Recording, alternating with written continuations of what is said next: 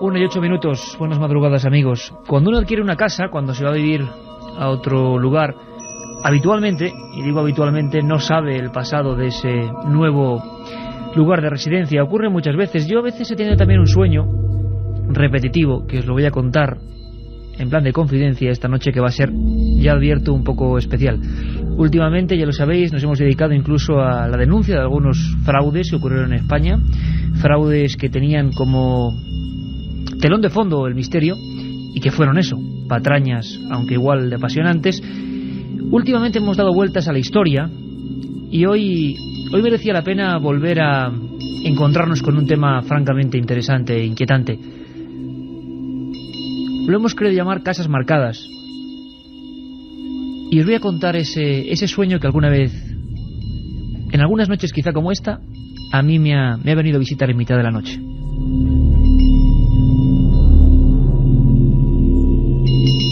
¿Os acordáis de los crímenes del Jarabo, verdad? Hace bien poco, cuando hacíamos un especial sobre ejecutados en España, recordábamos las andanzas de este personaje, genialmente interpretado en La huella del crimen por el sin par Sancho Gracia. Ese hombre que en una noche de verano como esta, por ejemplo, en el mes de julio, asesinaba a 4 personas en Madrid. Bueno, pues alguna vez, Carmen Porter, buenas madrugadas. Buenas madrugadas, Iker. Porque vivimos relativamente cerca de ese lugar. Nos hemos parado delante de ese portal, ¿verdad? Calle López de Rueda. Nos hemos parado justo delante del portal donde se produjeron los crímenes, y también en esa tienda donde Jarabo fue el primero al que fue a atacar, a ver si estaba allí, donde dejó empeñadas las joyas, en esa casa de empeño que se encontraba en la calle Say de Baranda. Bueno, pues lugares marcados por el crimen, ¿no? Bien, pero sobre todo esa casa, no vamos a decir el número de la casa porque puede ocurrir como en mi sueño. Un cuarto piso exterior, un cuarto piso donde Jarabo entró repentinamente, acuchilló a la criada,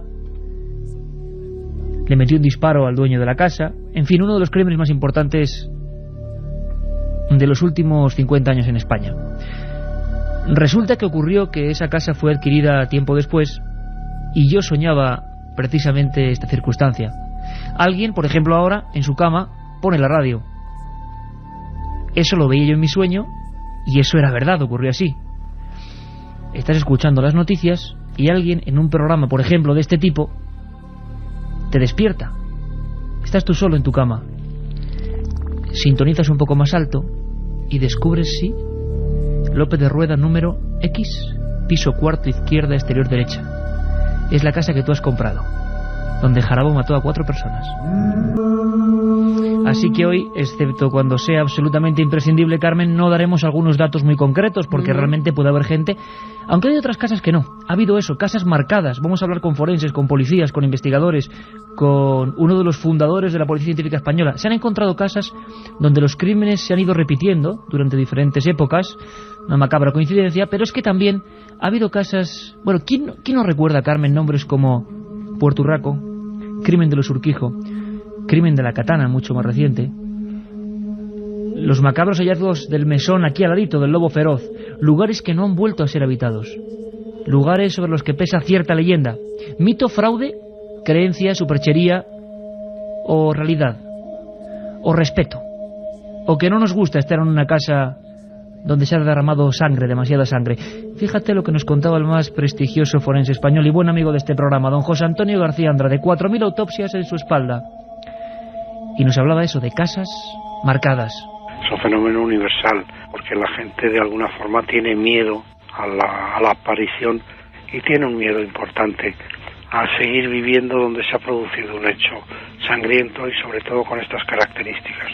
Les cuesta mucho trabajo el vender esa finca, el vender esa casa, el volverla a habitar.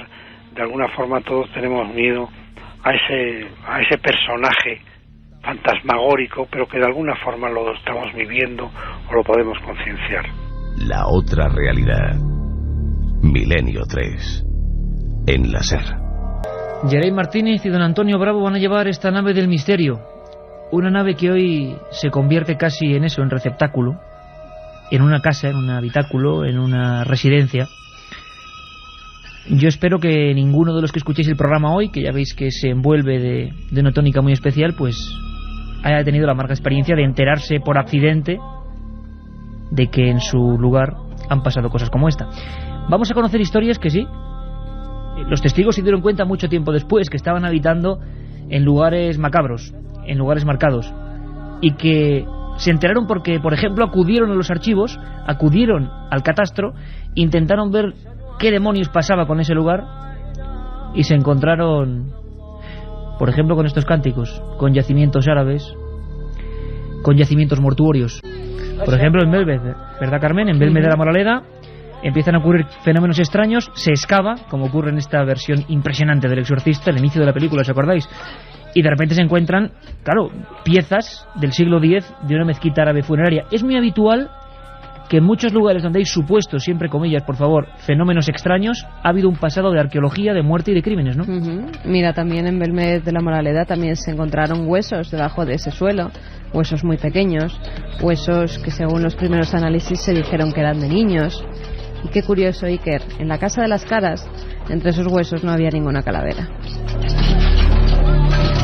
Hoy vamos a hablar de crímenes y de lugares muy concretos, a nivel policial, a nivel forense y a nivel de investigación de lo extraño. Por cierto, no os perdáis el inicio de la segunda hora. Vamos a conectar con Guillermo León y con José Manuel García Bautista, nuestros compañeros que han hecho un pequeño hito, hay que decirlo así. Por vez primera, la Universidad Sevillana, en este caso la Facultad de Bellas Artes, autorizaba con sello, voy a hacer el sonido del tampón, sello oficial, una investigación paranormal, de lo paranormal, una investigación a raíz de una serie de sucesos extraños. También nuestros compañeros han descubierto hilos directos con el crimen. ¿Estamos todos? Y menudas psicofonías, Iker. Vamos a ponerlas. Psicofonías para la segunda hora, tremendo. Bueno, hacía mucho tiempo que no hacíamos un programa puro y duro de lo extraño, ¿eh? Y hacía mucho tiempo que yo no me quedaba tan expectante con una psicofonía, porque ¿sí? hay una sobre todo que es muy dura. No adelantamos nada, ¿no? No adelantamos nada. Lo que sí adelantamos es que estamos todo el equipo. Katia Rocha, Carlos Barroso, ya hemos dicho, Carmen Porter, vuestro amigo Iker Jiménez y Yaray Martínez y Antonio Bravo. Todos en el Estudio 1, en penumbra y dispuestos a iniciar este viaje. Por cierto, lo que siempre tiene que estar son las vías abiertas para todos nuestros amigos, ¿no? Interactividad total a partir de ahora. Claro que sí, que líneas abiertas en ese 7640, palabra clave, milenio, espacio y lo que vosotros queráis. Ya nos están llegando mensajes de gente que vive muy cerca de casas con misterio. Pues queremos conocer esas historias. O algunos asesinatos que se hayan cometido en pueblos, en ciudades de toda España, y que nos digan, oye, pues eso no se ha vuelto a evitar nunca. Por pues cierto, queremos conocer esos oye, estás casos. muy morena, ¿eh? Es que hemos pasado unos días en Estepona tremendos, Iker. La verdad es que nos ha venido muy bien. Estepona, ciudad del periodismo. Claro que sí. Allí en las conferencias que dábamos con el título de cómo ser líderes de audiencia. Pero no son nosotros, claro, Carlos Llamas, Mara Torres, Manolo Lama, José Ramón de la Buena. Muchos compañeros de la radio han pasado por allí, y la verdad es que hay que agradecerles a todos la forma en que nos han tratado, porque Estepona pues puede que se convierta ya desde hoy en ciudad del periodismo. Sí, nos han tratado fenomenal y prometido, amigos de Estepona, además increíble, y yo os digo esto porque estamos relajando el tema, porque ahora lo que viene es duro. Amigos de los hoteles, ¿verdad? Amigos de... Bueno, todo, Antonio se llama, todas las personas, y bueno, y tanta gente, ¿no? Sí. Forofos del programa, gracias amigos, de verdad, un abrazo muy fuerte a todos. Volveremos a Estepona y si es posible para hacer un programa en vivo desde allí. Y que vamos a conocer regalos, que no lo hemos dicho. Sí, además muy especial, ¿no? Claro que sí. Ahora que viene el veranito, pues que mejor que irse a la playa con un Discman y poner los programas de Milenio 3. 3 CDs entre todos aquellos que escribáis al 7640, palabra clave, Milenio, espacio y como siempre, lo que queráis. Bueno, pues ahora todos muy atentos, amigos. Estéis en el coche, en la cama, en la montaña, en la playa, donde sea, desde donde el punto donde llegue la onda de la cadena SER. Si hay un caso paradigmático en los archivos oficiales de la policía española, policía madrileña, lo hablábamos con el comisario jefe, don José Manuel Sánchez, que nos decía menudo casito, es el de la calle Antonio Grilo número 3. Está aquí al lado, Carmen, aquí detrás de la radio. Una casa como otra cualquiera. Hoy vamos a hablar de casas como otras cualquiera, desde casas muy humildes, como donde se produjo la mayor matanza de Puerto Urraco, hasta casas absolutamente señoriales, como la de los marqueses de Urquijo. Bien, esta es una más, en plena ciudad. ¿Os acordáis que hace unas semanas hablábamos de un sastre que mató a toda su familia, a cuchilladas, y que salió al balcón con uno de los niños en brazos diciendo tenía que hacerlo hoy? Lo relacionábamos con un tema muy tremendo, el de Humo. el del supuesto planeta Humo y una historia de anónimos. Bueno, eso ocurrió en esa casa y dejamos entrever que habían pasado otros crímenes. Pues sí, otros crímenes, en diferentes épocas, en una misma habitación. Y además la gente denunció que siempre se había vuelto medio loca, que algo lo habían vuelto a su mente, algo se había apoderado de ellos y habían tenido que matar. ¿Qué pasó en la calle Antonio Grilo y cuándo ocurrió? ¿Cómo es la ficha de la casa maldita por excelencia en Madrid a nivel policial? Nos lo recuerda Carlos Barroso. Septiembre de 1948. El cadáver apareció en la cama, con traje, corbata y una mordaza. Los zapatos limpios y los ojos abiertos. Solo cuando el forense se agachó junto al camastro, descubrió que la parte trasera del cráneo estaba machacada por un objeto contundente, probablemente un candelabro. 1 de mayo de 1962. Tenía que hacerlo hoy. Hoy era el día señalado. He tenido que matarlos. Ellos me obligan. Desde el balcón, mirando al cielo, el sastre José María Ruiz señala las alturas con un revólver en las manos. En los brazos lleva el cuerpo de su hijo ensangrentado. En las habitaciones de la casa, muertos a cuchilladas y martillazos, su mujer y 5 hijos. Después, se vuela la tapa de los sesos. 17 de abril de 1964. Rufino Vázquez descubre un macabro hallazgo. En uno de los armarios de la casa aparece colgado un niño recién nacido envuelto en ropas ensangrentadas. Nadie ha escuchado nada durante la noche. La madre ingresa en prisión como culpable del crimen. Otra realidad. Fenómenos extraños. Milenio 3. En la SER. La 1:21 de esta noche calurosa, esta noche en la que hablamos de casas marcadas. Nuestros compañeros y algunos buenos amigos de la revista Así son las cosas, por cierto, Carmen, que tenemos enseguida conexión directa con Manolo Jiménez, el presentador junto al doctor Andrade de ese magnífico programa, hay que decirlo así, Lo que me contaron los muertos. De verdad, investigación forense de lujo, y queremos tener a Manolo que nos cuente cosas del programa y cosas de estas casas marcadas, porque en su revista hablaban de eso, de un puñado de lugares que no hay quien los venda cuando se han puesto en venta, por ejemplo, y algunos de ellos, por ejemplo, la casa de Pietro, donde Pietro Arcan mató al abogado Castillo hace bien poco, un caso terrible. No es que no se haya vendido, es que nadie ha vuelto a entrar en ella. Sigue tal y como aquel día, iba a decir, aquella noche de autos, casi día porque era madrugada. Sigue igual. El caso de la Katana, donde un muchacho se vuelve loco y Rabadán y mata a toda su familia, nadie ha vuelto a entrar. Están todavía las marcas incluso de la sangre.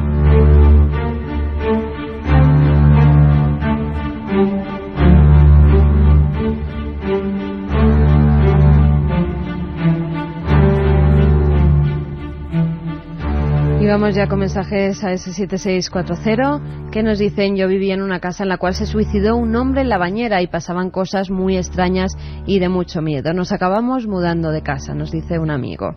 Porque había fenómenos después de... después de ese suicidio. En Vélez, Málaga, hay una casa que vivía mi prima y por las noches sentía que alguien la tocaba. Hay una especie de pasadizo. Curioso, Iker. En Guía de Isora, en Tenerife, mató un chico a sus padres. Esa casa la derrumbaron tras pasar varios inquilinos, nos dice Yoli desde Tenerife. Hola, soy Luis desde Benidorm y la verdad, hoy no sé si podré dormir. No me quiero imaginar el pasado de este lugar. Amigos, como siempre, desde toda España, aportando sus ideas. Luego además vais a tener que hacer casi de investigadores. 7640 y 3 CDs con los programas o casi todas las temporadas de Milenio 3.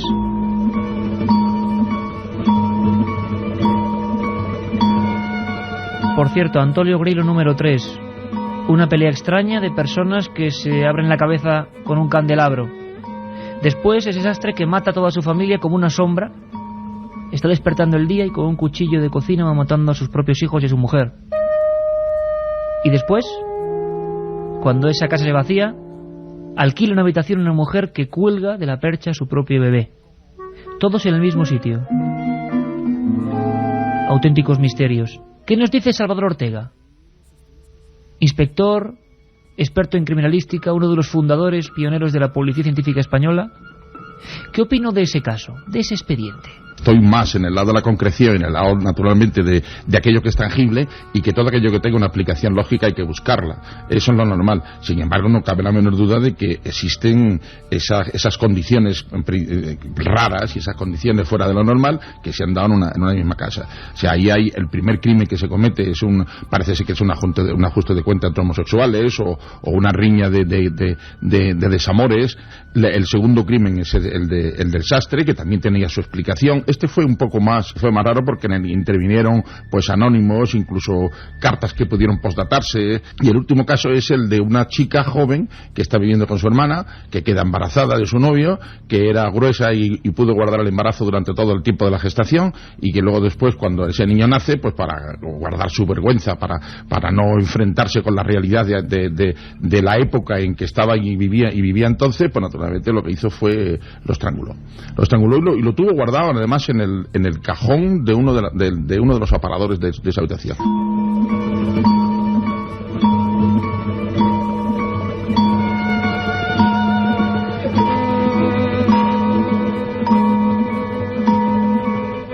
Un 25. Carmen, a nivel paranormal siempre han preguntado, y muchos amigos lo siguen haciendo, ahí es un cajón desastre, cabe casi todo, por la teoría de la impregnación, ¿verdad? Uh-huh. ¿Podríamos explicar con palabras llanas y sencillas qué significa esto? ¿Qué quiere decir que un lugar esté impregnado? ¿Qué decían los espiritistas, los supuestos expertos en estos temas?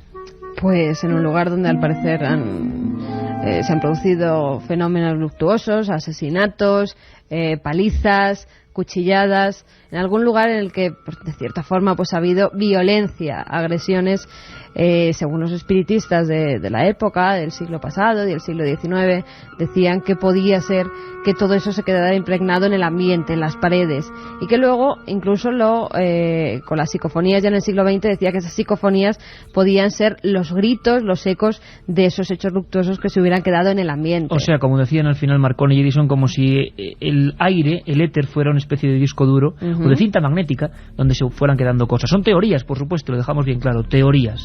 ¿Qué opina un investigador policial de la talla de Salvador Ortega cuando se encuentra con estos fenómenos, con casas de crimen repetido, con casas donde nadie quiere vivir, con casas donde incluso muchos inquilinos llegan y sin saber por qué salen de allí huyendo como alma que lleva el diablo? Le escuchamos. Da lugar a pensar que efectivamente hay situaciones no explicables, y pongámoslos entre comillas. Yo soy una de las personas que evidentemente pienso que el hombre era policombustible, que es energía pura y que va agotando sus propias energías a lo largo del trozo y de la época de tiempo en que permanece en vida, al menos visiblemente en vida para nosotros. Después hay una energía y que no sabemos nunca dónde va. El hecho de poder pensar que existen energías negativas, negarlo sería absurdo. En pensar que existen, creo que da lugar y pie a ello muchas facetas de la vida en las que nos tenemos que enfrentar con ellas cara a cara. Luego, ¿cómo actúan? Es lo que no sabemos. ¿De qué depende? Tampoco lo sabemos. La otra realidad. Fenómenos extraños. Milenio 3. En la SER.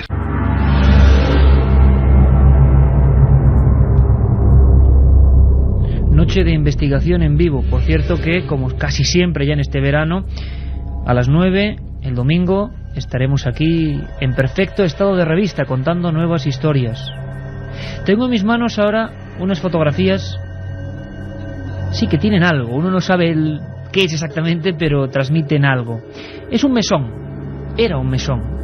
Un viejo lugar de comidas muy popular, donde en pleno meollo viejo de Madrid, donde ocurrió algo demasiado extraño, demasiado triste. Se llamaba, igual ahora alguno que está eso, medio durmiendo, ahí en la frontera entre la vigilia y el sueño, o en un coche, o caminando cerca de esta calle, o quién sabe si en el piso superior de este mesón, que era también habitáculo con casa. Va a recordar perfectamente de un latigazo el tema, porque en Madrid fue muy impactante. Está no muy lejos de Antonio Grillo, curioso. Era el mesón del Lobo Feroz, otro de esos sitios que no era vendido, nadie quería evitarlo, e incluso cuando pasó el tiempo y la gente acudía, sentía algo extraño, huía del lugar. Se reformó casi 15 años después de estar ahí solicitando nuevos inquilinos. El mesón del Lobo Feroz. El El 23 de enero de 1989 eran hallados por unos albañiles los cadáveres de 2 mujeres que se encontraban emparedadas en el sótano de un bar de Madrid situado en la calle Lucientes, número 9. Allí se encontraba el mesón El Lobo Feroz, que llevaba cerrado más de un año. Anteriormente, en el lugar se levantaba un bar de alterne, que era regentado por una mujer. Días más tarde, la policía encontraba más huesos, un dedo, varios dientes y restos de un cráneo. El doctor forense José Manuel Reverte Coma examinó los restos y la policía determinó que las mujeres habían sido asesinadas a finales de 1987 con un cuchillo de cortar jamón. Apuntaron a Santiago San José, antiguo dueño del mesón Lobo Feroz, como presunto autor de las muertes. Se le acusó de 3 delitos de asesinato, uno de ellos frustrado, y 2 inhumaciones ilegales. El preso reconoció haber acuchillado en el corazón a la prostituta María Luz Varela Alonso, de 22 años, y días más tarde la ocultó con una tela, unos plásticos, y cubrió todo ello con yeso. En ese mismo mes de agosto volvió a la calle de la Cruz para contratar los servicios de otra mujer, a la que invitó al mesón como había hecho con su anterior víctima. Allí volvió a utilizar el cuchillo jamonero para acabar con su vida, y una vez muerta la tapó con ladrillos y maderas. La última de las mujeres, Araceli Fernández Regadera, logró escapar de su agresor. Santiago San José fue condenado por la Audiencia Provincial de Madrid a 72 años y 4 meses de cárcel.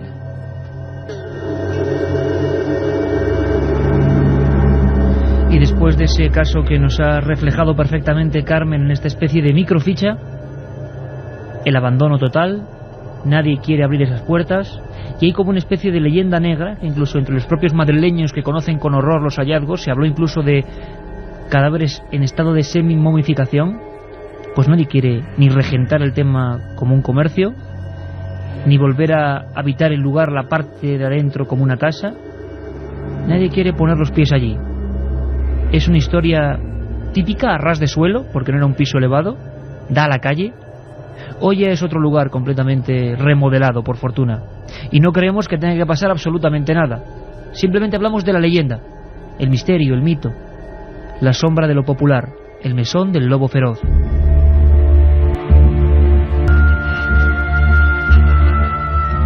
Sobre estos temas y muchos otros se está viendo incorporaciones televisivas. Quién sabe qué sorpresas, y no digo nada, nos pueden venir en los próximos meses.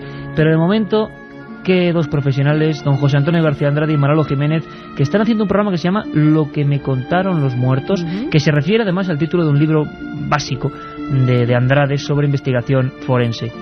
Queremos que nos cuenten algunos detalles y queremos, sobre todo, que, bueno, nos expliquen varias cosas. Creo que tenemos ya conexión con Manolo Jiménez. Creo que tenemos ya datos frescos y que vais a sorprenderos. Creo que está por ahí Manolo Jiménez. Buenas noches. Muy buenas noches, compañero, ¿cómo estás? Oye, pues nosotros encantados primero de la magnífica aceptación que está teniendo el programa Lo que me contaron los muertos. ¿Cómo lo estáis llevando con el doctor Andrade? Una experiencia diferente, pero que hacía falta, yo creo, en la televisión actual, ¿no? Pues, hombre, a mí me parece que sí. Yo creo que es algo absolutamente distinto. Así lo han reconocido también la mayor parte de los críticos, que hemos tenido unas críticas sensacionales, cosa muy rara, más cuando estamos hablando sobre todo de un programa de sucesos, ¿no? Porque la gente pensaba que era un programa de sucesos al uso. Luego después, pues, a medida que vas viendo los capítulos, se ve que no. Nosotros hemos querido, bueno, lo que pretendía por lo menos Televisión Española y el BHL, que es el productor ejecutivo, fue plasmar de alguna manera casos que, habiendo sido resueltos y teniendo un asesino conocido y encarcelado, y el caso más o menos, bueno, digo más o menos resuelto porque luego hablaremos de algunos de ellos que no están resueltos, por lo menos el caso de los Urquijo, por ejemplo, está resuelto sobre las medias, ¿no? Pero se trataba de profundizar en la mentalidad de los criminales. Entonces, el B contactó con el profesor García Andrade, el gran maestro en esto de la psiquiatría forense, y bueno, y entonces se puso en marcha el proyecto. Luego pretendieron darle un aire nuevo. Sabes que en España, pues bueno, los programas tienen una estructura más o menos parecida a todos y tal, y aquí se trataba pues de que hubiera una especie de salvando las distancias y sobre todo por lo que a la edad se refiere también, no solamente en cuanto a la sabiduría, que era más listo que yo, bastante más, Alfred Hitchcock, pues era hacer una serie en el que hubiera un narrador que sirviera de hilo conductor todo el rato al relato periodístico, yo diría periodístico judicial, reflejar exactamente lo que dice el sumario, ni una coma, ni un punto más ni menos. Y entonces pues me sumé al proyecto y el resultado, pues bueno, a mí me parece que es muy digno. Yo, pues no sé, espero que a todo el mundo le parezca lo mismo que pienso yo, ¿no? Porque además ocurre, como tú decías, con el caso de los Urquijo, hay ya toda una generación que le suena como palabra casi unida a lo misterioso en el sentido policial, caso Urquijo. Tú hablabas de tema no resuelto todavía, ¿no, Manolo? Pues es un caso que todavía no está resuelto, evidentemente, porque al decir la sentencia misma lo reconoce, de solo en compañía de otros. ¿Quién eran los otros? Se investigó bien quién fueron los otros que estaban ahí, había alguien más. En fin, que es un caso que se quedará así para los anales del crimen como un caso resuelto solo en parte, porque el pobre Rafi Escobedo, pues como no nos diga algo desde el más allá, a lo mejor, aprovechando que estamos en tu programa, Iker, pues como no venga desde el más allá una voz que nos diga pues con quién estuvo, quién era, o quién le pagó, o cómo sucedió aquello, pues en fin va a ser bastante difícil. Casas marcadas, lugares donde luego la gente no ha querido volver a vivir, y hablábamos de Porturraco, el caso de Pietro Arcan, el asesino de la katana, destacabais varios. Oye, Manolo, ¿esto es mito? Ahí entramos en el misterio. ¿Esto ocurre? ¿Hay un reparo en volver a habitar casas donde han ocurrido hechos sangrientos? Hay un reparo evidente, claro que sí. Es más, mucha gente, yo vivo por ejemplo en una casa, en una casa de un pueblo, en la que, según dicen, una vez se había ahorcado una persona. Bueno, yo sé que hay mucha gente que le da muchísimo miedo entrar a mi casa, cosa que a mí no me da ningún miedo, porque yo soy de los que dicen que hay que tenerle miedo a los vivos.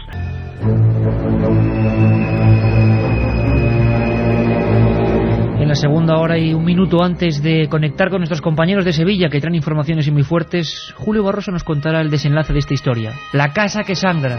¿Lo conocíais? Arroyo de la Luz, calle Gabriel y Galán, 1985. Y es que nos comunicaba Katia que había un sinfín de mensajes, 7640 y ese premio destacado, ¿no? Los 3 CDs con los 150 programas, 150 primeros programas de Milenio 3, ya un objeto de culto casi, que no aceptamos sobornos, es solamente por sorteo, mandando un mensaje al 7640, palabra clave de Milenio, y el texto como nuestros oyentes que parece que tienen casos cercanos. Damián de Vitoria nos dice: aquí en Álava existe un caserío del siglo XIII, hoy restaurante, y han muerto 3 propietarios en 10 años. Ha sido convento, entre otras cosas. Pasan cosas raras. Qué curioso, de nuevo, Carmen, la repetición de las muertes en un mismo lugar. Ocurre también en Sevilla, donde vamos a irnos después, ¿no? Muertes, pues un decano, bueno. Vivo cerca del Cortijo de los Galindos, del pueblo sevillano de Parada. Sería un buen lugar para investigar. Nos saluda un oyente desde Merchena. Bueno, ese es uno de nuestros clásicos, ¿no? José Valladolid dice: ¿sabéis si en verdad lo que ocurrió en la pedanía de Daimalos, en Málaga, emparedaron al párroco y a sus amantes? ¿Ah, sí? ¿Cómo es el lugar? A ver, vamos a anotarlo, porque ves, aquí es el tema. Se llama pedanía de Daimalos. En Málaga, y emparedaron al párroco y a los amantes. Como es casi lógico, lo tenemos nosotros. ¿Sabéis algo, chicos? Una cosa, Carmen, ¿qué tendría que hacer este personaje o persona que nos ha enviado este mail? ¿Tú qué le aconsejarías?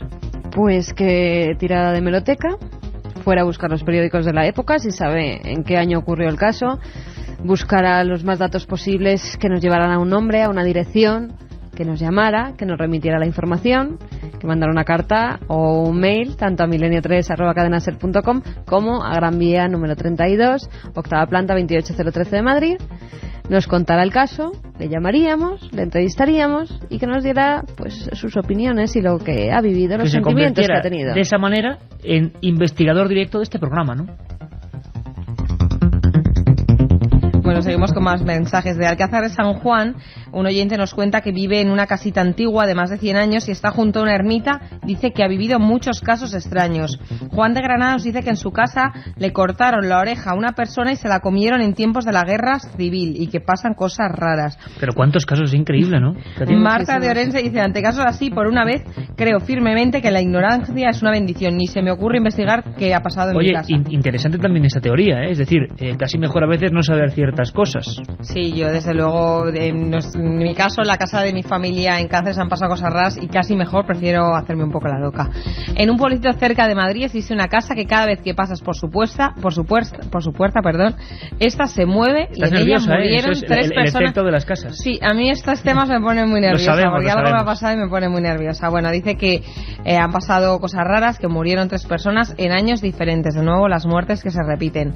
Otro oyente nos dice que a 500 metros de donde está trabajando, están actuando los chichos. Eso sí que es paranormal. Bueno, sí, es un poco para darle un poco de humor. Menos mal, sí, además que los pusimos hace bien poco en ese programa de bandolerismo. Estuve de vacaciones en una casa de un pueblo cerquita de una iglesia. Tenía un pasadizo tapado hacia el claustro de la iglesia, desde donde se oían sonidos raros. O sea, de nuevo también en los emparedamientos y los elementos religiosos, monjas, conventos, también hay mucha leyenda urbana con esos pasaditos, suicidios, ¿no? también. Sí, están llegando muchos temas de suicidios. Mira, Luis de Cuenca nos dice: en mi casa antigua se suicidó un hombre electrocutándose en la bañera. Fíjate qué muerte más terrible. Cuando estoy en el baño se sentía una presencia extraña. Bueno, hay oyentes que se ofrecen hasta para comprar casas. Que demos algún teléfono si alguna de estas casas está en venta, que le estaría encantado de comprarlas. Mira, la de Belmez está en oferta. Fíjate, Dani de Sevilla tiene un hijo de 3 años y dice que nunca se duerme si uno escucha antes Milenio 3. Pues no sé si el tema está ahí como para un niño de 3 años. Hoy la verdad es que el tema está ¿Será fuerte. él el que no se duerme, no el niño? Bueno, vienen los compañeros de los servicios informativos y luego volvemos con muchas sorpresas, muchísimas. Seguir pendientes. La otra realidad. Milenio 3. En la SER. 2:06 de la madrugada. Tenemos muchas fotos, muchos expedientes, muchos papeles sobre la mesa. Os digo lo que ahora mismo aparece en fotografías, muchas de ellas en blanco y negro, porque os podéis hacer una idea de lo que viene. La foto de Pietro Arcan, el hombre que hace bien poco convirtió un chalet en una auténtica sangría. La casa sigue vacía, como decíamos. Tengo aquí una fotografía también en blanco y negro de 2 hombres que casi con su rostro parecen alimañas. Ocurrió en 1990. Habían matado a muchas personas en un ataque de ira. La España profunda, Puerto Urraco. Y ahora lo que veo es un muchacho de pelo largo. En su día se dijo que muy parecido a un personaje de videojuego, le gustaba el mundo de los ninjas y acabó con su familia. La casa tiene una persiana rota, se ve a través de ese hueco el interior. Todavía hay sangre. Ocurrió en Murcia, el asesino de la katana. Reenganchamos lo que dejábamos en la primera hora. Estamos hasta las 3, Milenio 3, Cadena SER, como siempre. Julio Barroso investigaba un hecho absolutamente misterioso que copó la información regional en Cáceres. Arroyo de la Luz, las paredes sangraban. Se intentó disimular, pero cuando no se pudo ya se habló de fenómenos paranormales y un entorno de silencio. La investigación de nuestro compañero iba poco a poco dando ciertos frutos. Al final, como vemos y como escuchamos, nos encontramos con una de esas historias que superan cualquier ficción. Cuando yo llegué al farmacéutico, él lógicamente me habló que recordaba haber examinado esa sangre y que los coágulos de sangre a través del microscopio se podía ver que era sangre humana. Y este ya me informó lógicamente de un médico de cabecera que me iba a dar todas las pistas de lo que allí ocurrió. El doctor Pedro Romero era el médico de cabecera de la familia que estuvo en todo el suceso. Parece ser que la niña Felisa había mantenido, lógicamente, una relación sentimental con un chico del pueblo. Ella había quedado embarazada y eso no iba a quedar muy bien ante los padres y en relación pues a toda la opinión pública de Arroyo de la Luz. El médico de cabecera lo que me comentaba es que ella había abortado además, no tendría ni un mes el feto. Y lógicamente tendría que ayudar psicológicamente también a la joven, que tendría unos 14 o 15 años en aquel momento. Y bueno, ella fue auscultada de tal modo que, parece ser que se confirma la posibilidad de una interrupción forzada, es lo que comenta el médico, y yo escribo en el artículo que escribimos de la gestación de la joven. Y ahí está posiblemente la versión que yo puedo aportar sobre este suceso que fue convulsivo en la sociedad extremeña. Un aborto, una interrupción del embarazo y una historia terrorífica que acabó convirtiéndose para muchos investigadores en la posibilidad incluso de lo que hablábamos antes, Carmen. Una práctica que parece digna del medievo, de la barbarie, pero que en España ha sido bastante habitual, el emparedamiento. Y quizá por eso, poco después de esa práctica, las paredes clamaban justicia, las paredes hablaban, como en el cortijo de los Galindos. 5 personas aparecen muertas y de repente, aquella primera noche, cuando todavía no había ni siquiera aparecido el último de los cadáveres, alguien, una mano anónima, dibujó en el yeso blanco de la entrada: aquí mataron a 5. 2 y 11 minutos, 27,1 grados en la Gran Vía. Estamos todos. Katia, que ya está terminando labores prácticamente a última hora, repasando historias de archivo porque vamos a viajar en el tiempo. Carlos Barroso, Carmen Porter, buenas madrugadas de nuevo. Hola Iker, de nuevo, aquí seguimos con estas músicas que además los amigos en el SMS nos están diciendo quién pone esas músicas, nos está poniendo los pelos de punta. Pues son Jerry Martínez y Antonio Bravo, y esto por ejemplo es un disco muy desconocido que he encontrado yo hoy en mi casa, en nuestra casa, realmente como una reliquia que yo no sabía ni que lo tenía. Es la banda sonora original de la primera parte, claro, de la versión del 74 de esa película tan agradable, El Exorcista. Oye, Carmen, vamos a Sevilla. En Sevilla parece que... Bueno, no parece. Realmente José Manuel García Bautista, como cabeza visible de nuestros corresponsales, y el compañero Guillermo León, como tantos otros amigos que han colaborado en su día, como Rafa Cabello y tanta otra gente que ha estado trayéndonos historias. Yo recuerdo que la primera salida real de Milenios a Radio Sevilla, hablando de la calle San Luis. Siempre que José Manuel García Bautista interviene en el programa, no sé qué hace este hombre, pero se convierte en una pregunta constante durante meses después. Ahora, por ejemplo, en Estepona, todo el mundo nos preguntaba qué ocurrió en Viandas, qué pasaba con Bellas Artes, qué ocurría en el Palacio de la Diputación, porque se puede decir que la especialidad de nuestros compañeros pues realmente ubican esas casas. Casas, vamos a descubrir, donde siempre hay un nexo con el crimen. Casas, lugares marcados.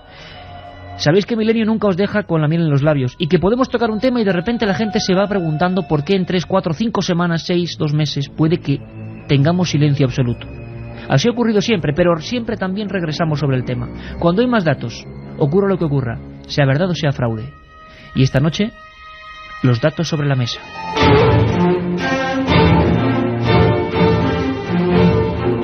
Carmen, Bellas Artes, uno de los últimos documentos, nuestros amigos estaban allí, pasaban una noche y además con marchamo oficial, ¿no? Claro que sí, que era además también todo el equipo de Milenio 3 y Mariano Revilla, el jefe de programas de la cadena SER, pudo estar allí cuando fuimos a hacer el programa del restaurante Viandas. Pues no hay mejor guía que la gente propia de Sevilla, y en este caso fueron José Manuel García Bautista y Rafael Cabello, que nos llevaron pues por toda... Y Jesús Conejero. Y Jesús Conejero nos llevaron por toda la universidad, donde al parecer ellos ya estaban investigando porque pasaban cosas raras. Yo me acuerdo de unos viejos archivos, una pintura misteriosa que al parecer aparecía y desaparecía, las taquillas de hierro, de esas que estaban todas medio abiertas. Decían por las noches los vigilantes que se oían los ruidos de esas taquillas abrirse y cerrarse.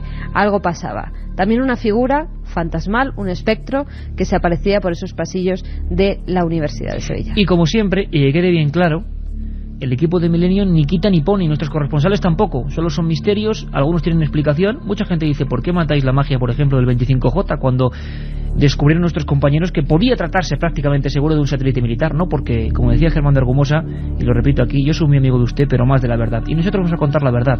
Si de momento no podemos llegar a ella, dejamos la cosa en pendiente y continuamos. Los sonidos son siempre la base de Milenio. Sonidos como estos, cuando el equipo de José Manuel García Bautista y Guillermo León instalaban videocámaras en esa noche de vigilia, noche de misterio, amigos todos atentos. Bueno, pues este era el sonido, el latir de ese momento. Todo grabando y pasaban cosas. La cámara ha registrado un movimiento de algo neblinoso, algo etéreo, que girando la esquina ha seguido en dirección a lo que es vamos a llamarle la nave central de la cripta, ¿no? En dirección precisamente hacia donde los testigos dicen haber visto esa sombra espectral que identifican con Cecilia Bob de Faber, Fernán Caballero. ¿Dónde queda?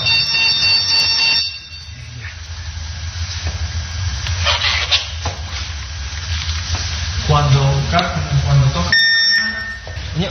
Aquí está otra vez la luz encendida. Aquí. Un programa que se sumerge en el otro lado de la realidad. Milenio 3, con Iker Jiménez y todo su equipo en la SER. 7640, palabra Milenio, 3 CDs y un mensaje que llega especialmente para Antonio y para Geray, ¿no? Preguntándoles por algo del estudio. Ellos son los técnicos y siempre están por el estudio. Pues sí, además un mensaje inquietante que yo me he quedado alucinada al verlo, como surgía en la pantalla. Un amigo que no firma nos dice: ¿habéis encontrado ya a ese pintor emparedado en el estudio 1 de la cadena SER?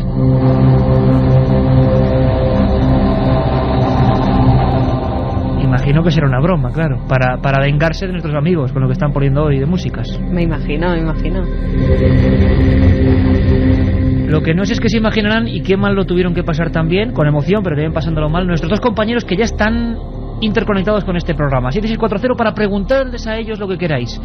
José Manuel García Bautista, compañero, buenas noches. Buenas noches, Iker. Buenas noches a la audiencia de Milenio 3. Y como siempre, encantados de que vuelvas a esta que es tu casa. Oye, ¿cómo os encontrabais en ese momento en que empezaban a saltar las alarmas? Más de una vez te ha pasado, ¿no? Pero ¿cómo era ese momento en Bellas Artes? Pues realmente inquietante, Iker, porque tú sabes lo grande que es aquello. Tú has estado con nosotros investigando allí. Y realmente cuando, te ves azotado por un sinfín de sensaciones y te estás enfrentando a algo que desconoces, que realmente no sabes por qué está sucediendo, y lo grande que es aquello, todo en oscuridad, todo en penumbra, y saltando alarmas, recogiendo cosas, ¿no?, con las cámaras, pues tienes una gran inquietud, y rozando con el miedo, pero hay algo que te impulsa a seguir, ¿no?, y a seguir investigando y a seguir enfrentándote con el misterio. Pero se pasa realmente mal, ¿eh? Se pasa realmente mal, y tú además en estas 3 temporadas de Milenio, y perdona que os ponga una sonrisa, José, porque es que junto con Francisco sin duda eres el reportero que más mal lo ha pasado de este programa, en el buen sentido, porque siempre has traído la información. Guillermo León es otro de esos amigos que está trabajando codo con José Manuel, otro de nuestros corresponsales, y que además por su oficio y por su profesión, igual que José Manuel, muy interconectado con la tecnología. Guillermo, buenas noches, amigo. Buenas noches, ¿qué? Oye, esa noche sois conscientes, y la propia tecnología es consciente, de que algo se está dejando notar, ¿cierto o no? Muy cierto, que los hechos y las pruebas que así tenemos, pues corroboran que ciertamente nos topamos con un misterio bastante grande. Un misterio que tú, ¿cómo destacarías? ¿Cuál es el momento en que realmente decís, caramba, aquí de verdad está pasando algo que se escapa a nuestra comprensión habitual de las cosas normales? Pues si te soy sincero, un par de semanas antes de, digamos, la noche famosa que estuvimos en Bellas Artes, pues estuvimos Jesús Conejero y José Manuel, estuvimos en Bellas Artes, ¿no? Pues tomando unos planos y demás con las cámaras.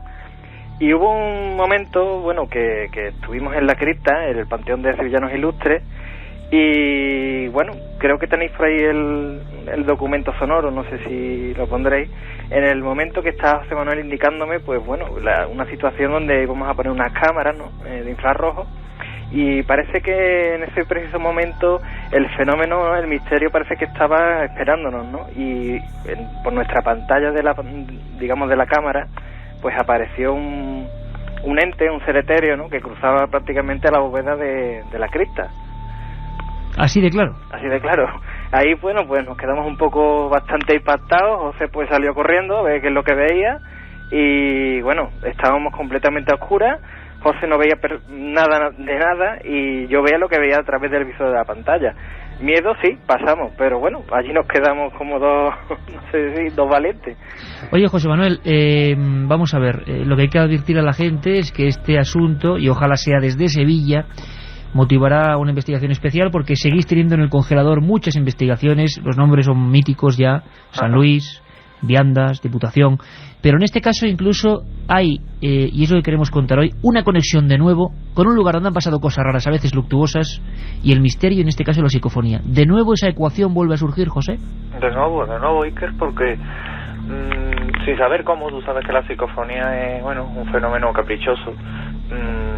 Allí el equipo, el despliegue, el material técnico que teníamos, pues algo empieza a empezar a registrar un sinfín de inclusiones que bien puede estar relacionadas con el lugar, o bien puede que algo esté provocando esas mismas inclusiones, ¿no? Desde luego, concretando lo que son el porqué de la psicofonía, creemos que desde luego relacionadas con el lugar, bien por su pasado más antiguo, o bien por el pasado más actual, ¿no? Cuéntanos alguna clave de esos pasados, José. Pues sí, porque Iker, tú sabes que la Facultad de Bellas Artes está cargada de historia, y allí en el Panteón de Sevillanos Ilustres, y no solo en el Panteón de Sevillanos Ilustres, lo que es Bellas Artes es un claustro antiguo, de lo que antiguamente era la sede de la Compañía de Jesús en Sevilla, y tiene la disposición de un claustro jesuita, ¿no? y demás. Y aquello, hay una serie de tumbas abajo, y hay en concreto un escritor, Fernán Caballero, que no es más que Cecilia Voz de Faber, que está enterrada ahí abajo, y se dice, y nosotros por lo menos lo que tenemos grabado nos indica que efectivamente es así, que esta mujer se manifiesta allí abajo, e incluso se sale a dar un paseo espectral desde lo que es la gruta o el Panteón de Sevillanos Ilustres a lo que es todo el claustro, ¿no? Aparte de eso, el sitio se también sirvió de para enterrar a los mismos hermanos jesuitas que estaban por allí enterrados, y cuando se acometieron las obras de los sótanos y demás, pues hubo cuerpos que salieron y demás. También tú sabes que aquí la Inquisición actuó duramente, y quemaron muy cerca de este lugar a casi 19.000 personas. 19.000 personas. Efectivamente. Y luego, ya en el futuro más inmediato, en el pasado más inmediato, perdón, pues tenemos un fallecimiento de un empleado de allí, de lo que es la Facultad de Bellas Artes, y parece también que a decir de los testigos, del servicio de limpieza, el cuerpo de seguridad, el profesorado, que este señor pues podría también estar un poco implicado en lo que son las recientes manifestaciones fantasmales o espectrales que está sucediendo en la Facultad de Bellas Artes, porque aquí hemos querido identificar dos fenómenos diferentes, ¿no? El que está causado por ese fantasma del pasado, que pudiera ser Cecilia Voz de Faber, y el fenómeno que está causado por este empleado fallecido, que tiene otra localización geográfica dentro de la misma facultad, y que desde luego está haciéndoselo pasar muy mal a lo que son los empleados allí.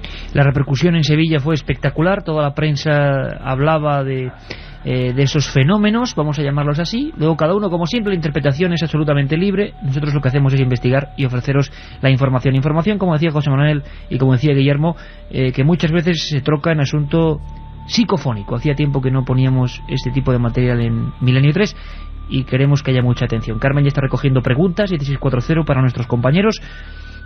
Es difícil, yo siempre le aviso a Antonio Bravo, nuestro técnico, de que vayamos muy lentamente. Si quieres, incluso, Antonio, quitamos música de fondo. Yo creo que es muy difícil escucharla, pero vamos allá.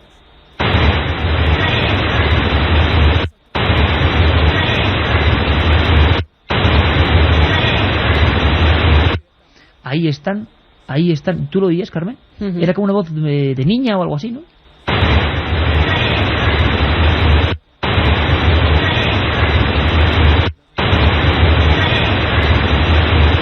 Sí, que se mezclaba además con el ruido de la grabadora y parecía un susurro. Ahí están. Por eso, niña. Un susurro. Y la gente dirá, bueno, casi no se oye. Bueno, esperaos lo que viene. Guillermo, sí. ¿Ahí están? Ahí están. Y bueno, lo sorprendente de este tipo de psicofonía es que, como bien decís, ahí parece que es una niña, ¿no? También nos encontramos después con unas psicofonías como si fueran unos llantos de un niño. Y bueno, y la más clara que la que comentáis vosotros, y algunas más que que son bastante bruscas, ¿no? Es un fenómeno bastante extraño. Por ejemplo, lo que vamos a escuchar ahora, amigos, y la gente está ya, me gustaría saber también qué oyen ellos, porque siempre que soltamos a la interactividad de la gente una psicofonía, hay diferentes interpretaciones. Pero ahora sí que vamos a prepararnos bien, porque esta nos ha sorprendido mucho, y sobre todo, como decía Guillermo, por la irrupción casi violenta. Primero una voz que dice ahí están, lo que significa que sea lo que sea, y cada uno que ponga su objetivo, parece que hay alguien que está siendo consciente de que alguien está entrando, profanando un lugar, ¿no? Y además, perdona que me interrumpa, ¿no? Además el fenómeno parecía que interactuaba, ¿no? Porque claro, escuchamos ese tipo de psicofonía, ¿no? Diciendo ahí están, allí estábamos José y yo. Es decir, que había un contenido que se adaptaba a la absoluta realidad de lo que estaba pasando en ese momento. Exactamente, porque también hay otras psicofonías que preguntan dónde vais. Entonces, y después el hecho de que tenemos registrado en vídeo, pues la aparición de ese supuesto... lo que sea. exacto, pues da un poco más de misterio al asunto, ¿no? Bueno, pues imaginaos, amigos, y yo estoy seguro que eran, cientos de miles de amigos en toda España, están poniéndose un poco en la carne de gallina, no lo dudo, de Guillermo y de José Manuel en aquel momento. Menos mal que las psicofonías no se suelen escuchar en el lugar de los hechos, más que nada por la sugestión que pueden provocar, porque ahora me analizáis la voz, ahora lo comentamos y lo comenta la gente también, Carmen, porque el mensaje es clarísimo. Después del ahí están, una voz mucho más brusca, más truculenta, más violenta, más amenazante, dice ni más ni menos, iros de aquí. Escuchamos.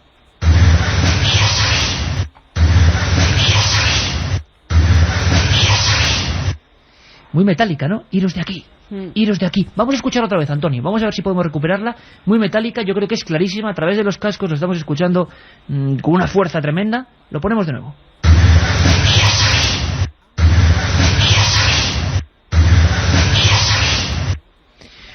José Manuel. Tremenda, ¿eh? Tremenda.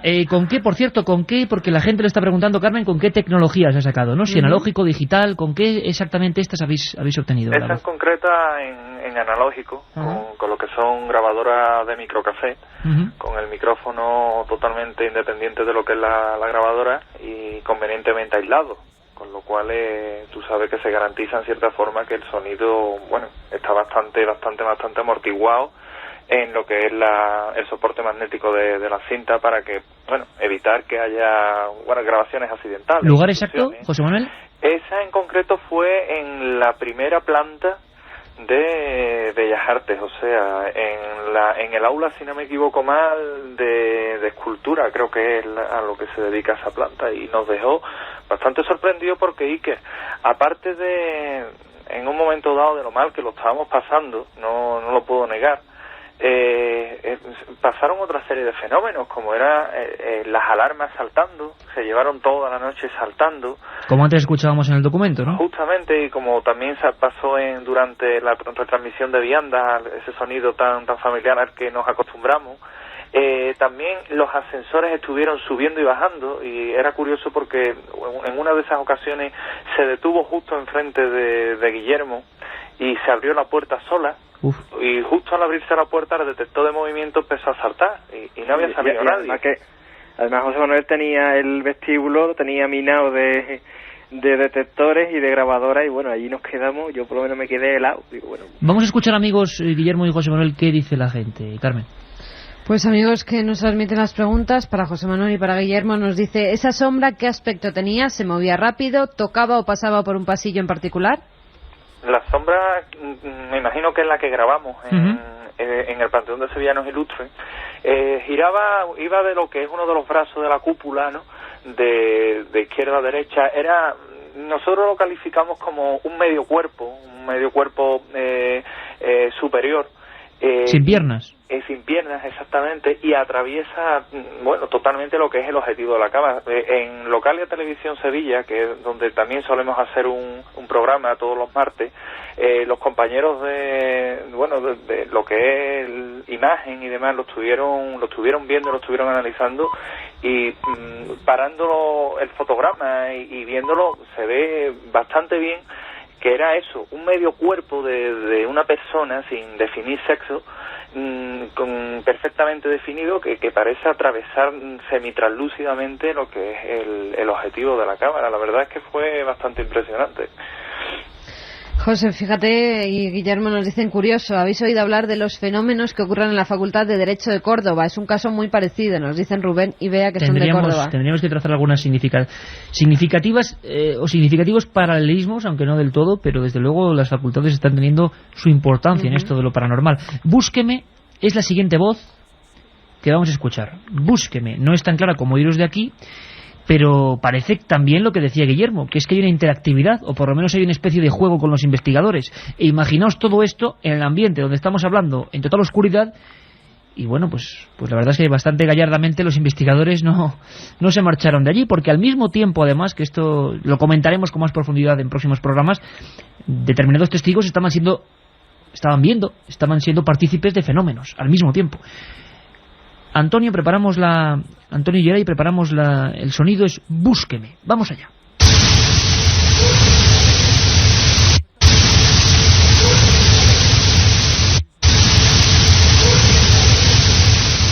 mucho más difícil de escuchar, pero parece un niño, a mí me ha parecido un niño que dice, búsqueme, de repente, una mujer. ¿no? Me ha parecido voz de mujer. Antonio, ¿podemos recuperarlo otra vez? Búsqueme. Claro, lo que pasa es que el sonido de fondo es fuerte. Búsqueme. Vamos a ver si lo escucháis ahora.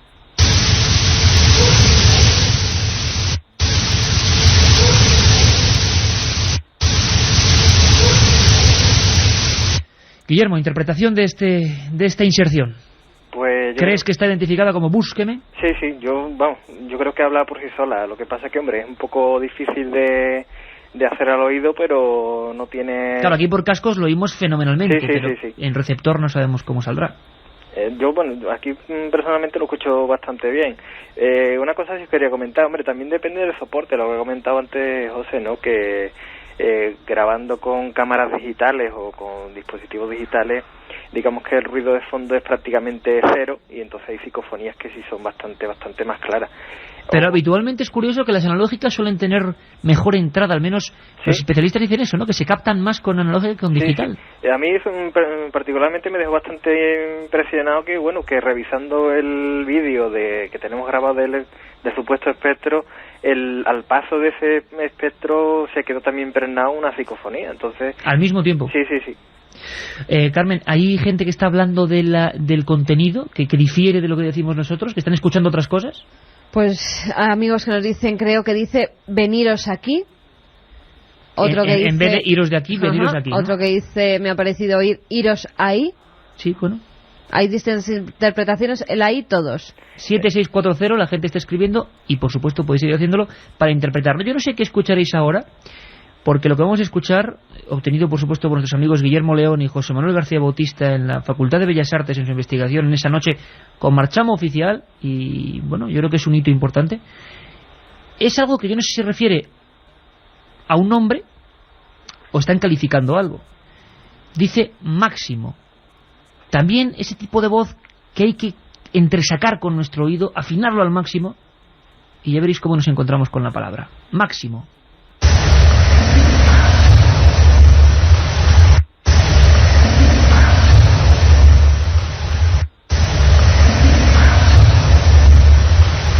Muy difícil de escuchar, ¿verdad? Máximo. Sí, pero yo antes escucho algo. No sé identificar lo que es, pero antes pero esta voz es completamente distinta, ¿no? Como un poco atormentada. Máximo. Vamos a ver si lo escuchamos con ese tono exactamente. Máximo.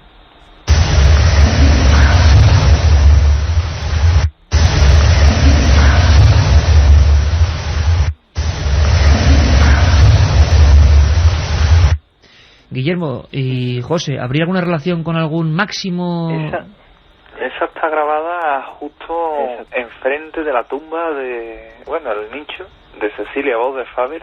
Te puedo garantizar que totalmente a oscuras, con la brújula bailando alocadamente de norte a sur, una alteración magnética impresionante, un frío que recorrió la espalda de Guillermo y mía impresionante. Un latigazo de bajada de temperatura. Sí.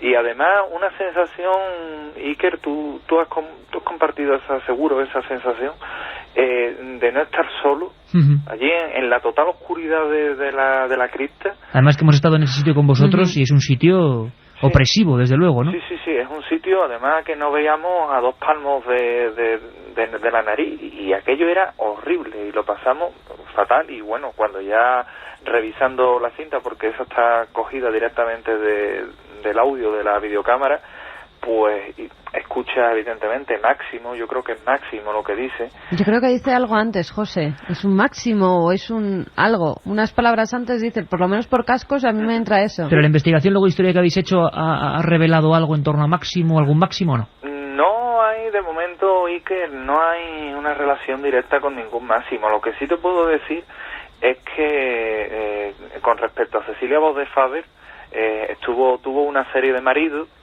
y allá donde dejó a un marido enterrado pasa algo raro, y eso sí nos ha llamado la atención. Es una cosa extraña. Pasó en San Luis, pasó en las cercanías de Vianda. Actualmente estamos con otro caso y también está relacionado con esta señora. En su tumba también pasa este tipo de fenómeno, y realmente eso sí nos tiene intrigados. ¿Qué podríamos saber en medio minuto de esta mujer que puede interesar a la gente que no conozca nada de su historia? Pues realmente fue un poco una historia rara y una historia de idas y venidas, ¿no? Se casó varias veces, se sabe que no fue una señora especialmente agraciada, ¿no? Aparte de ello, la vida parece que no tampoco es que la tratara demasiado bien, y fue un poco atormentado, la verdad. Está enterrada en el Panteón de Sevillanos Ilustres, es una sevillanía de honor, digamos, que tiene, y la verdad es que lo que más destacaría de su vida precisamente fue eso, que fue una vida que quizás fue un poco atormentada. Un poco atormentada, ¿no, José? Pues fíjate, hay amigos que lo han entendido máximo. Y tú cuando me decías, cuando estabas hablando ahora de la vida de esta mujer, muchos oyentes nos están escribiendo al 7640 diciendo que ellos han escuchado que dice más no. Posiblemente. En vez de máximo. Posiblemente. Tú sabes también, Carmen, que la psicofonía es un fenómeno de oído, ¿no? También, a cada uno nos suena de una forma diferente o escuchamos cosas diferentes, a no ser que sea algo muy evidente. Claro, que si la intentamos relacionar con esa vida donde no lo pasó muy bien. Exactamente. Pues bueno, Carmen, imagínate lo que va a ser ahora relacionar con la última grabación que tenemos para hoy. Seguiremos indagando en esta historia, por supuesto, con nuestros amigos. Y lo haremos en vivo, como lo hicimos en aquella ocasión. Nos hablaban desde allí. Iker, Sí, José. Permíteme que te interrumpa, No. Perdona. De todas formas, como veo que el tema está muy de acorde a lo que estamos tocando esta noche, en Sevilla hay un caso que desde ya te espera, ¿tú sabes cuál es? Claro. Y que podría incluirse perfectamente en las casas marcadas, ¿no, José? Exactamente, porque hablamos de él en aquel especial fantástico que hiciste de Noche de Miedo, en las que contamos una serie de historias, y bueno, ya tenemos luz verde. Ya si quieres, otro día pues avanzamos algo más, incluso cuando lo tengáis a bien pues se hace algo, pero ese caso que sepas, Iker, que ya te está esperando. Pues José Manuel y Guillermo, os lo agradecemos muchísimo. No os vamos a decir salid de la antena, porque eso ya os lo dice esta voz. Eso ya os lo dijo a Guillermo y a José Manuel. Esta voz, que es la última que vamos a escuchar hoy, aunque luego me gustaría, Antonio, recuperar de nuevo la de Iros de aquí, que es la más fuerte y la que ha espantado a todo nuestro público, y que, como siempre, ya sabéis que nosotros precisamente de las psicofonías no abusamos, simplemente si son un elemento que permite comprender algo más o acercarnos a una historia, pues ahí están. Pero creo que en estos 250 programas solo hemos hecho un programa sobre psicofonías íntegramente. Bueno, ahí están y cada uno opine exactamente lo que quiera. Nosotros no tenemos ningún tipo de sabiduría sobre esto. Es un material que interesa al ser humano, que inquieta al ser humano, a nuestro hermano, el hombre, y por eso lo ponemos. La última voz, obtenida por nuestros amigos, dice salid. Es como las demás.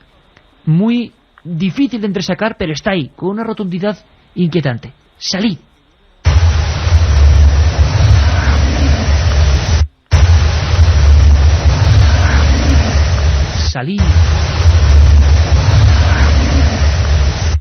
Salid. Guillermo, ¿sí? ¿Y salisteis de allí después de esto?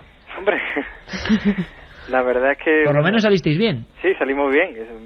En esta ocasión a José no le ocurrió nada porque... Sí, no como en viandas. Sí, bueno, porque últimamente cada vez que tenemos alguna cosa entre manos le ocurre algo a este hombre, pero bueno, no, salimos bien y bueno, después nos quedamos bastante sorprendidos del material que llevábamos, ¿no?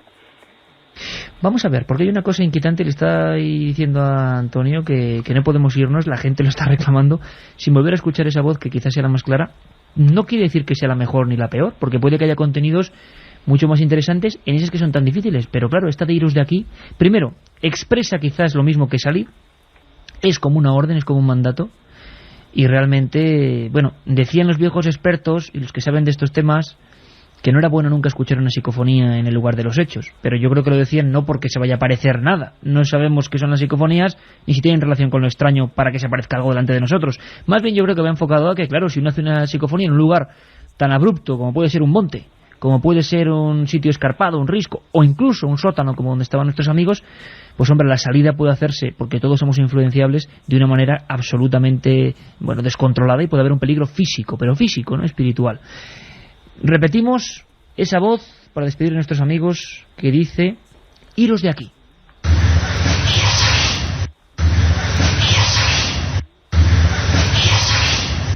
Bueno, a mí no me cabe la menor duda de que es la voz de una mujer. Una última cosa, Iker. Nos están preguntando muchos amigos la grabación que nos habéis enviado, José Guillermo, donde vosotros estáis poniendo las alarmas. Dicen que oye claramente la voz de una mujer en voz baja diciendo algo. Pero ¿había mujeres allí que puedan el susurro de esas mujeres? Pueden que fueran otras las compañeras de nuestros amigos que estaban allí, ¿no? Claro, puede ser. Porque aquello eran grabaciones prácticamente en vivo, ¿no? En directo, entonces claro. Es posible.